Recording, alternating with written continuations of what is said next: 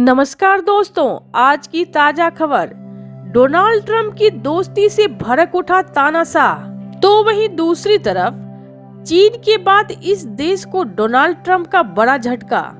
जहां एक तरफ ये सब कुछ चल रहा है तो वहीं दूसरी तरफ पनामा नहर पर चीन का कब्जा।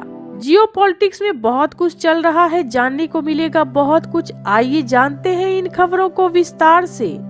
अमेरिका के विदेश मंत्री मार्को रूबियो ने पनामा के राष्ट्रपति जोस राउल मुलिनो से मुलाकात की। इस दौरान उन्होंने कहा कि मध्य अमेरिकी सहयोग को पनामा नहर क्षेत्र पर चीन के प्रभाव को तुरंत कम करना चाहिए, नहीं तो अमेरिकी प्रशासन कार्रवाई कर सकता है। यह यूएस के विदेश मंत्री के रूप में रूबियो की पहली विदेश यात्रा है। उनका यह दौरा ऐसे वक्त में हो रहा है जब अमेरिका के राष्ट्रपति डोनाल्ड ट्रंप ने पनामा नहर के संचालन का नियंत्रण अमेरिका को वापस देने की मांग सहित पड़ोसी देशों और सहयोगियों पर दबाव बढ़ा दिया है। मुलिनो ने बैठक के बाद कहा कि रूबियो ने नहर पर फिर से कब्जा करने या बल प्रयोग करने की कोई वास्तविक धमकी नहीं दी। अमेरिका के राष्ट्रपति डोनाल्ड ट्रंप ने मांग की है कि नहर का नियंत्रण वापस अमेरिका को सौंप दिया जाना चाहिए। रूबियो ने ट्रंप की ओर से मुलिनो से कहा कि अमेरिकी राष्ट्रपति ने यह निर्धारित किया है कि नहर क्षेत्र के चीन की उपस्थिति या उस संधि का उल्लंघन करती है जिसके तहत अमेरिका ने 1999 में जलमार्ग को पनामा को सौंपा था। उस संधि में अमेरिकी निर्मित नहर में अस्थायी तटस्थता की बात कही गई है। रूबियो को रविवार के बाद में नहर का दौरा करने की योजना है। अमेरिका के विदेश मंत्रालय ने बैठक की जानकारी देते हुए कहा, मंत्री रूबियो ने साफ किया है कि यह यथास्थिति अस्वीकार है।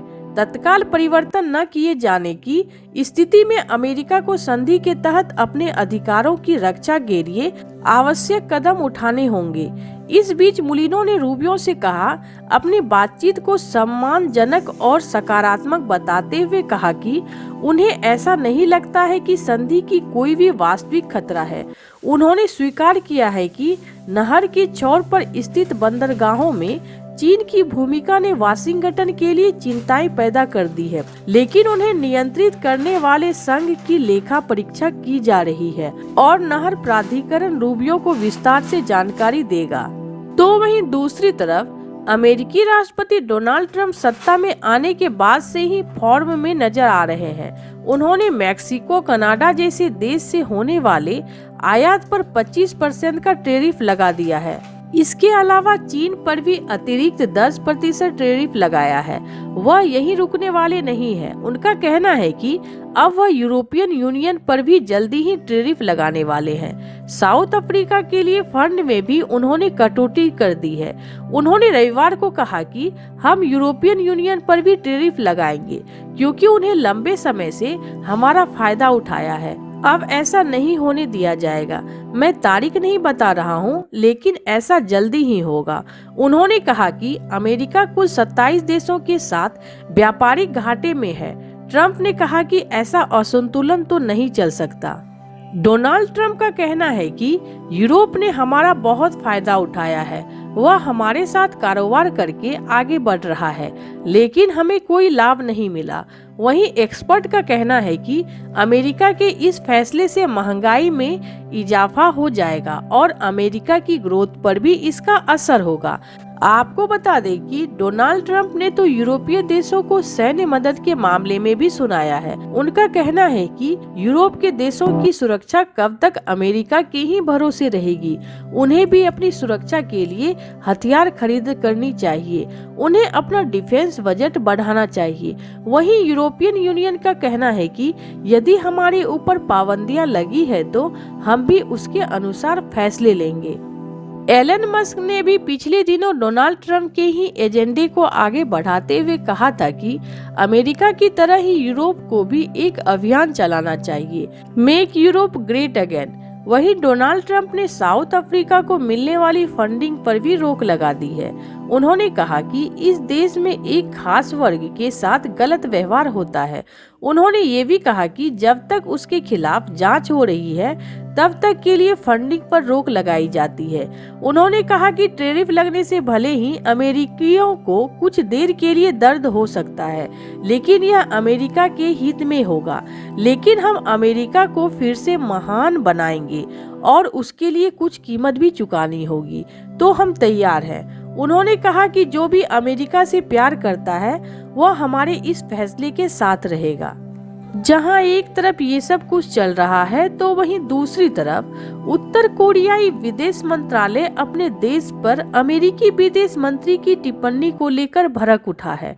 असल में अमेरिकी विदेश मंत्री मार्को रूबियो ने उत्तर कोरिया को दुष्ट देश कहा था।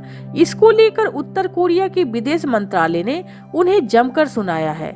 इसके अलावा उत्तर कोरिया ने चेतावनी भी दी थी कि ऐसे बेतुकी टिप्पणियों से कभी भी अमेरिका का भला नहीं होने वाला।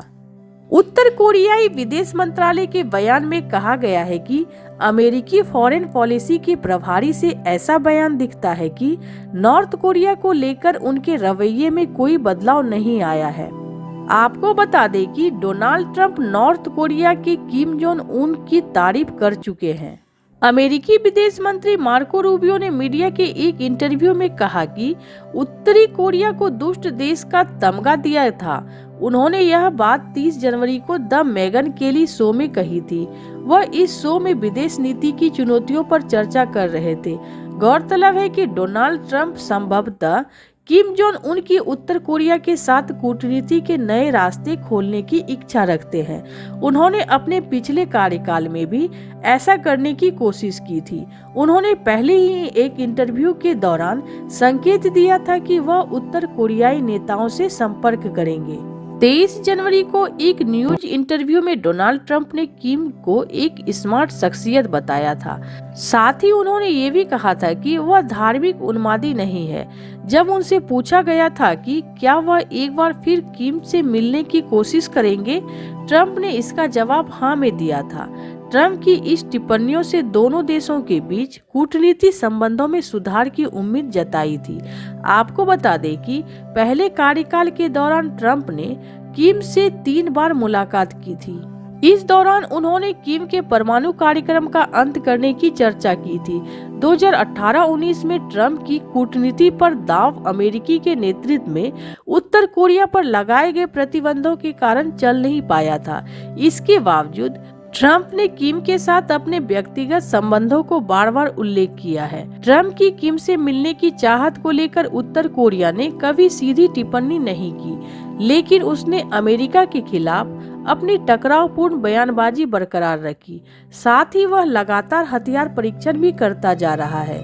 पिछले हफ्ते किम उस जगह पर पहुंचे थे जहां पर उत्तर कोरिया परमाणु उत्पादन करता है। साथ ही दुश्मनों द्वारा पैदा किए गए हालात का सामना करने के लिए उत्तर कोरिया की परमाणु क्षमता को बढ़ाने का आह्वान किया।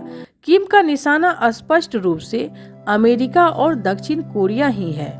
ऐसे आपको क्या लगता है इन सब मामलों में? आपकी क्या राय है? कमेंट कर जरूर बताएं। जल्द मिलते हैं अगले वीडियो में नई खबर के साथ।